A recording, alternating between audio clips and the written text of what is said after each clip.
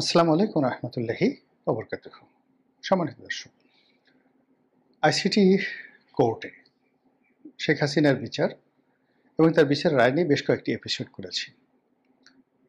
তাকে বাংলাদেশের প্রচলিত আইন দণ্ডবিধি অনুযায়ী সর্বোচ্চ সাজা দেওয়া হয়েছে সাজায়ে মউত, ফাঁসিতে ঝুলিয়ে সাজা কার্যকর। তার এই রায় নিয়ে নানা রকম আলোচনা হচ্ছে, রাজনীতি হচ্ছে এবং এই রায়ের ফলে বাংলাদেশের রাজনীতিতে নানা রকম জটিলতা দেখা দিয়েছে এবং আগামীতে আরও জটিলতা দেখা দেবে। এই রায়ের ফলে শেখ হাসিনার কি হবে, তার দলের কি হবে, এটা নিয়ে অন্য একটি ভিডিওতে আমি কথা বলেছি। কিন্তু এই রায়ের ফলে বিএনপির কি লাভ হবে আর জামাতের কি লাভ হবে বা এই দুটো রাজনৈতিক দলের কি ক্ষয়ক্ষতি হবে সেই বিষয়গুলো নিয়ে আলোচনার চেষ্টা চালাবো। প্রথমত হলো যে এই রায়ে আপাত দৃষ্টিতে জামাতের একটা বিরাট ল্যান্ডমার্ক ভিক্টরি হয়েছে।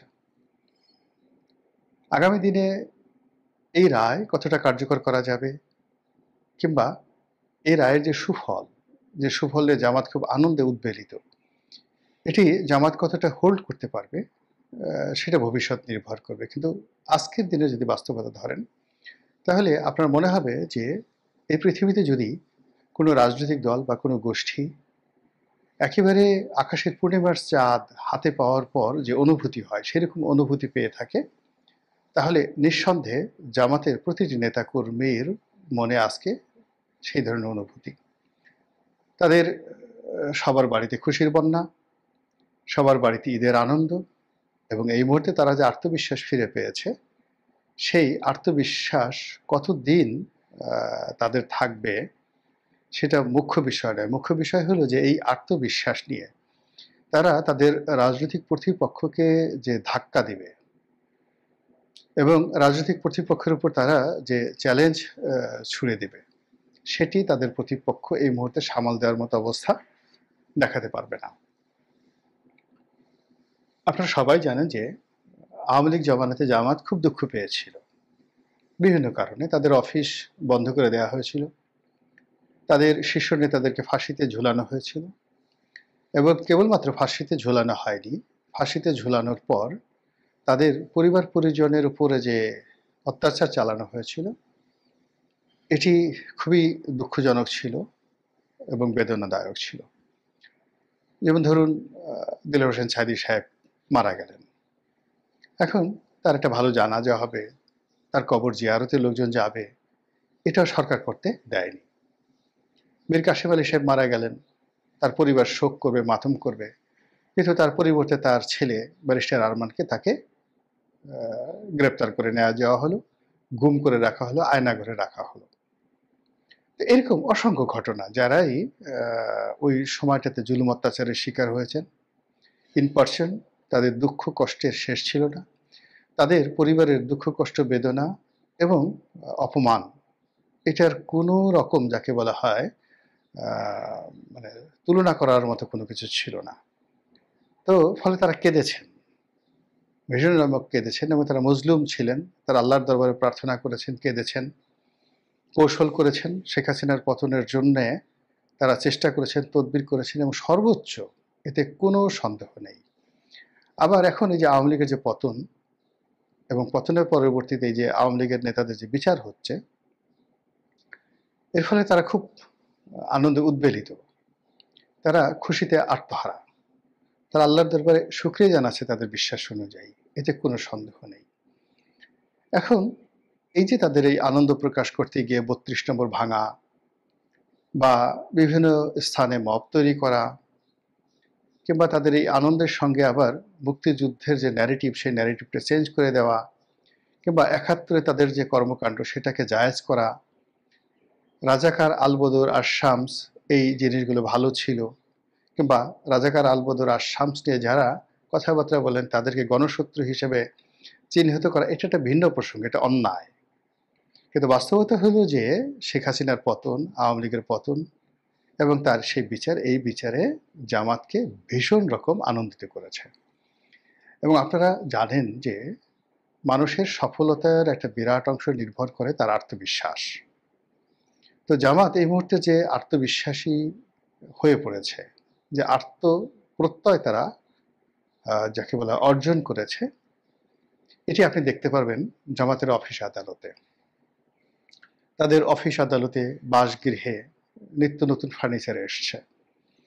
জামাতের আমিরের একটা সোফা সেট দেখলাম, এটা কি তার অফিসে না বাসায় এটা আমি বলতে পারবো না।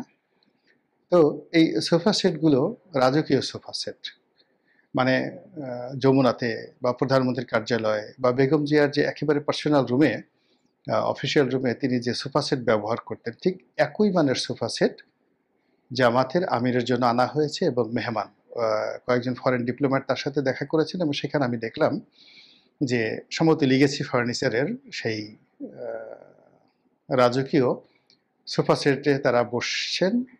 মধ্যে সেই জামাতের লোগো এবং যে পর্দা সেট আপ করা হয়েছে, তারা ধরেই নিয়েছে যে আগামীতে জামাত ক্ষমতায় আসবে এবং জামাতের আমির আমিরুল মোমিনিন। কাজী তার যে মর্যাদা, তার যে সিংহাসন, তার যে আসন, তার যে প্রতিবেশ বা পরিবেশ, এ সব কিছুই এই রাষ্ট্রের প্রধান ব্যক্তি, তার সে স্ট্যাটাস মান মর্যাদা অনুযায়ী করতে হবে, এবং সেই কাজটি তারা করে চলেছেন। অন্যদিকে তাদের একেবারে ফোর্থ টায়ার, মানে চতুর্থ স্তরের যে সকল নেতা রয়েছেন, যারা ছাত্র শিবিরের সভাপতি থেকে বা সেক্রেটারি থেকে সবেমাত্র জামাতের কেন্দ্রীয় রাজনীতিতে এসেছেন। তো জামাত তাদেরকে ফ্রন্ট লাইনে দিয়ে দিচ্ছে, এবং তারা টকশোতে যাচ্ছেন, আলাপ আলোচনা করছেন, সবকিছু করছেন, এবং সেখানে তাদের সঙ্গে বিএনপির বাঘা বাঘা নেতারা তর্ক করছেন, বিতর্ক করছেন, এবং সে সকল বিতর্কে এই জামাতের যারা চতুর্থ স্তরের জুনিয়র নেতৃবৃন্দ, তারা সেই সিনিয়র নেতৃবৃন্দদেরকে নাস্তানাবুদ করছেন। এটা তাদের আত্মবিশ্বাসের ফল যে তারা এখন যে পর্যায়ে আছে, সেখানে আমিরে জামাত কিংবা জামাতের মহাসচিব কিংবা তাদের নায়েবে আমির আবদুল্লাহ মোহাম্মদ তাহের, তারা টকশোতে যাবেন, সভা সমিতি সেমিনারে গিয়ে কথাবার্তা বলবেন, এবং তাদের সঙ্গে এক টেবিলে বসে, এক স্তরে বসে কথা বলার যোগ্যতা এই মুহূর্তে বাংলাদেশে কোনো রাজনৈতিক দলের আছে, এটা জামাত মনে করে না। এই যে তাদের আত্মবিশ্বাস, এই যে তাদের দৃষ্টিভঙ্গি, এই দৃষ্টিভঙ্গির বাইরে যে গ্লোবাল পার্সপেক্ট রয়েছে বা প্রসপেক্ট রয়েছে, আমি শব্দটা বলতে চেয়েছিলাম পার্সপেক্টিভ। তো সেই বিশ্বের যে এখন পরিস্থিতি এবং প্রেক্ষাপট, সেখানে দক্ষিণ পন্থা যারা অবলম্বন করেন রাজনৈতিক দলগুলো, কট্টরপন্থী রাজনৈতিক দলগুলো, তারাদের জয় জয়কার। ভারতের নরেন্দ্র মোদী, আপনি ইটালির যে এখন প্রধানমন্ত্রী তাকে ধরেন, এরপরে ডোনাল্ড ট্রাম্পকে ধরেন, চীনের শিকে ধরেন, এইভাবে সারা দুনিয়াতে গিয়ে দেখবেন যারা তাদের দেশের যারা কট্টরপন্থী, ও ইতিমধ্যে আপনি নেদারল্যান্ডের প্রধানমন্ত্রীর কথা চিন্তা করেন, ফিনল্যান্ডের প্রধানমন্ত্রীর কথা চিন্তা করেন, মানে সবচেয়ে কট্টরপন্থী ধর্মভিত্তিক রাজনৈতিক দলগুলো ক্ষমতায় চলে আসছে, এবং খুবই জনপ্রিয় হয়ে তারা সেখানে ক্ষমতায় চলে এসছে, এবং এসে তারা বেশ ভালো করছে। আপনি সেই যে ইটালির যে প্রধানমন্ত্রী, তাকে তো এখন বলা হচ্ছে দ্বিতীয় মুসোলিনি, কিন্তু তিনি যেভাবে সারা ইটালিতে যে সাড়া ফেলে দিয়েছেন, দুনিয়াতে যেভাবে সাড়া ফেলে দিয়েছেন, তার যে জনপ্রিয়তা, সেই তুলনায় তার যে কনজারভেটিভনেস রয়েছে, সেই কনজারভেটিভনেসের তুলনায় জামাত অনেকটা লিবারেল। একই অবস্থা যদি আপনি পুতিনের ক্ষেত্রে ধরেন, সেখানে তো একেবারে রীতিমতো সেই জারের মধ্যে তিনি ক্ষমতা ভোগ করছেন। তো সব ক্ষেত্রে, মধ্যপ্রাচ্যের কথা তো বাদই দিলাম, তুরস্কের কথা বাদ দিলাম, সব জায়গাতে দক্ষিণপন্থী রাজনীতিবিদদের জয় জয়কার। সেক্ষেত্রে জামাত আন্তর্জাতিক অঙ্গনে যে বন্ধু পাচ্ছে, সহযোগিতা পাচ্ছে, অ্যালাইড পাচ্ছে, এটি জামাতের প্রতিপক্ষ যারা আছে তাদের নেই। এখন জামাতের এই জয় জয়কার দিয়ে তারা যদি একটা খিলাফত প্রতিষ্ঠা করে, আফগানিস্তানের মতো একটা শাসন ব্যবস্থা তারা চালু করে, পাকিস্তানের মতো যদি একটা সারিয়া ভিত্তিক রাষ্ট্র তারা কায়েম করে, এবং তাদের সঙ্গে যদি মিলিটারি ব্যুরোক্রেসি, আমেরিকা এবং অন্যান্য দেশের একটা নেগোসিয়েশন থাকে, এবং আমাদের দেশে যেভাবে তিনটি নির্বাচনে রাষ্ট্র ক্ষমতা আসার জন্য ভোট দরকার হয়নি, শুধুমাত্র রেজাল্ট দরকার হয়েছে। ভোট দরকার হয়নি, কেবলমাত্র ডান্ডা দরকার হয়েছে, ভোট দরকার হয়নি, কেবলমাত্র নির্লজ্জতা, বেহায়াপনার দরকার হয়েছে। ভোট কেন্দ্রে ভোটার যায়নি 5%, তারা বলেছে ভোটার হয়েছে 70%। তো এই জিনিসগুলো আমাদের লোকজন গত 15 বছর যাবৎ মেনে নিয়েছে। কাজে এখানে রাতারাতি আপনি এদেরকে ঘি খাওয়াবেন, পোলাও খাওয়াবেন, আমেরিকার মতো ভোট দিবেন, এটা হিতে বিপরীত হতে পারে। তো সেক্ষেত্রে যদি আবার একটা সাজানো নির্বাচন হয়, আবার একটা আমিদামি নির্বাচন হয়, আবার একটা রাতের ভোট হয়, আবার একটা ফলাফল তৈরি করা হয়, এবং আবার একটি কেবলমাত্র ঘোষণা, বিনা প্রতিদ্বন্দ্বিতা নির্বাচন হয়, সেক্ষেত্রে যদি জামাতের মতো একটা দল বা তাদের অ্যালাইড ক্ষমতা একবার বসে যায়, তাদেরকে 5 বছর, 10 বছর, 20 বছর ক্ষমতা থেকে সরানো যাবে, এটা মানুষজন বিশ্বাস করে না। শেখ হাসিনা যদি 15 বছর থাকতে পারেন, তাহলে জামাত কেন পারবে না? এই যে একটা বিশ্বাস তৈরি হয়েছে এবং এটার বিশ্বাসের পেছনে যে কর্মকাণ্ডগুলো চালু হয়ে গেছে, এটি জামাতের জন্য আপাত দৃষ্টিতে শুভকর মনে হতে পারে, জামাতকে অপ্রতিরোধ্য মনে হতে পারে, আবার এটার অ্যাগেনস্টে জামাতের রাজনীতি সারা জীবনের জন্য নির্মূল হয়ে যেতে পারে। বাংলাদেশ থেকে জামাতের নামগন্ধ মানে দূর হয়ে যেতে পারে, সেটা অন্য একটা প্রসঙ্গ, আলাদা কথা বলবো। এখন শুধুমাত্র পজিটিভ কথা বলি। দ্বিতীয় যে বিষয়টি আছে সেটা হলো বিএনপির অবস্থা কি হবে। বিএনপি এখানে মূলত সবাইকে পাত্র দিয়ে রাজনীতি করতে চাচ্ছে। বিএনপি একেবারে শতভাগ নিশ্চিত যে একটা নির্বাচন হওয়া দরকার, আর নির্বাচন যেভাবেই হোক, নির্বাচনের মাঠ তাদের নিয়ন্ত্রণে থাকবে, এবং তফসিল ঘোষণা করার পরে বাংলাদেশে কোথাও জামাতের লোকজন দাঁড়াতে পারবে না। তারা ভোট কাটা বলেন, ভোটার উপস্থিতি বলেন, তাদের পক্ষে সিল পিটানো বলেন, বা তাদের পক্ষে যারা ভোট দেবেন তাদের সেই ভোট গ্রহণ বলেন, মানে নেতিবাচক ইতিবাচক সব কিছুই বিএনপির পক্ষে যাবে। সেই কারণে বিএনপি কাউকে শত্রু বানাতে চাচ্ছে না। এই মুহূর্তে বিএনপির যে ব্যাকবোন থাকা দরকার ছিল, বিএনপির যে কথাবার্তা বলার দরকার ছিল, সেই কথাগুলো তারা বলছেন না। আর সেই কথাগুলো না বলার কারণে তাদের যে রাজনীতির প্রজ্ঞা, তাদের যে মেরুদণ্ড, তাদের যে ব্যক্তিত্ব, সমস্ত কিছু অবদমিত হয়ে যাচ্ছে। আর রাজনীতিতে বিশ্বাস হারিয়ে ফেললে কখনোই সে বিশ্বাস ফিরে পাওয়া যায় না। বহু বছর মেডিটেশন করে সেই বিশ্বাস আনতে হয়। এমনি সেই গত যাকে বলা হয় 15 বছরের যে আওয়ামী লীগের শাসন, সেই শাসনে বিএনপির যে কী অবস্থা হয়েছে, মির্জা ফখরুল সাহেবের একটি বক্তব্যে সেটা ফুটে উঠেছে।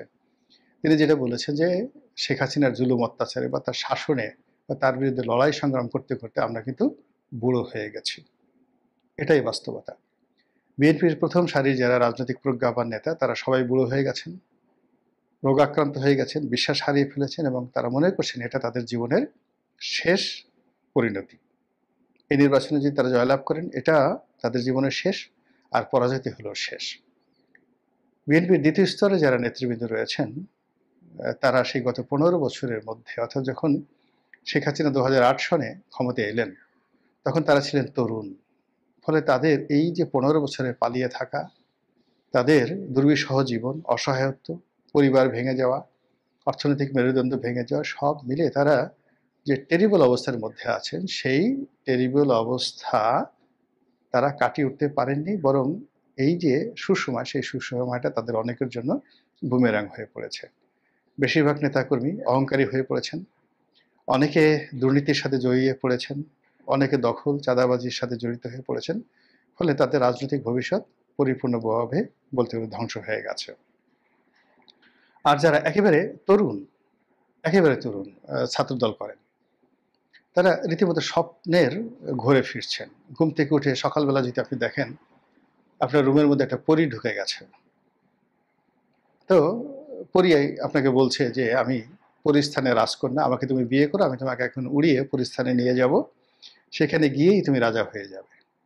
তখন আপনার মধ্যে যে ধরনের একটা আনন্দ হবে, পরীকে দেখলে আপনার মনের মধ্যে যে ধরনের একটা প্রতিক্রিয়া হবে, এখন এই চলমান অবস্থায় বিএনপির যাদের বয়স 30 বছরের নিচে, তাদের অবস্থা তাই হয়েছে। ফলে তারা যেখানে ময়লার আবর্জনা আছে, মানে ময়লার যে ভাগাড়, সেটাকে মনে করছে স্বর্ণভাণ্ডার, আর যেটা স্বর্ণভাণ্ডার সেটাকে তারা ময়লার ভাগাড় মনে করছে। স্বর্ণভাণ্ডার হলো জনগণের ভোট, সেটাকে তারা প্রয়োজন মনে করছেন না। আর ময়লার ভাগাড় বলতে যেখানে চাঁদাবাজি, দুর্নীতি, অনিয়ম, দখলবাজি রয়েছে, সেই জায়গাগুলোকে তারা পরিস্থান মনে করছেন। ফলে বিএনপির যারা কেন্দ্রীয় কমান্ড রয়েছেন, শীর্ষ নেতৃবৃন্দ রয়েছেন, তারা এই সুযোগটিকে কাজে লাগাতে পারছেন না। ঠিক এই অবস্থাতে শেখ হাসিনার যে মামলার রায়, এই রায় আগামীতে যাকে বলা হয় ফাঁসির, শত শত ফাঁসির রশি হয়ে বিএনপির যে সকল নেতাকর্মী রয়েছেন তাদের সকলের ঘুম হারাম করে দিবে। এর কারণ হলো, আপনারা জানেন যে ক্রিমিনাল কেস, সেই ক্রিমিনাল কেস কখনো পুরনো হয় না। ফলে 2001 থেকে 2006 পর্যন্ত বিএনপির শাসনামল, ওই সময়টাতে যে সকল কথাবার্তা হয়েছে, যে সকল হত্যাকাণ্ড হয়েছে, যে সকল গুম হয়েছে, এমনকি ওই সময়তে অপারেশন ক্লিন হার্ট হয়েছে, ওই সময়তে র্যাবের ক্রস ফায়ার হয়েছে, যা কিছু হয়েছে সব কিছুকেই এই যে আদালতে শেখ হাসিনার বিচার হয়েছে, সেই আদালতে আবার সেই বিষয়গুলো নিয়ে বিচার হতে পারে, কোনো বাধা নেই।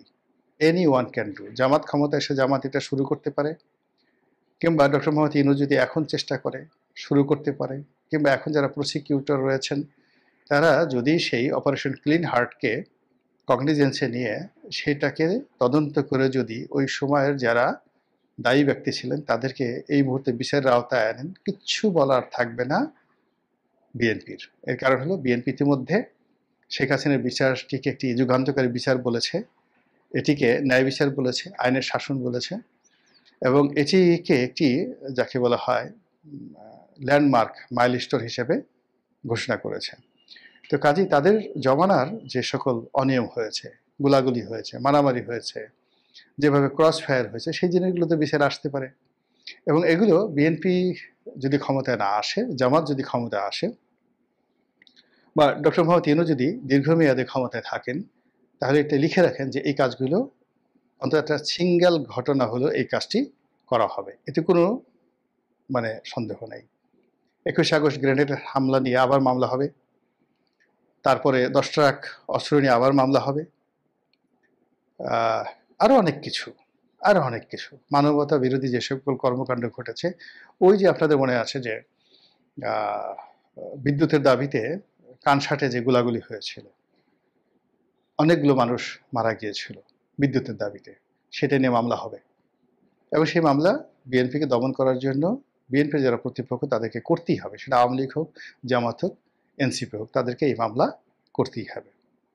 তো কাজেই এই দিন দিন নয়, আরও দিন আছে, এই দিনকে নিয়ে যাবে সেই দিনের কাছে। এই যে শেখ হাসিনা রায়, মামলা এবং এখন যে প্রক্রিয়াগুলো চলছে, এটা থেমে থাকবে না। এবং একই কথা জনাব সালাউদ্দিন কাদের চৌধুরী তিনি বলে গিয়েছিলেন। এই তার বিরুদ্ধে যখন মামলা হচ্ছিল তখন তিনি খুব স্যাটায়ার করে বলেছিলেন যে আমি চাই এই আইসিটি কোর্ট এটার কর্মকাণ্ড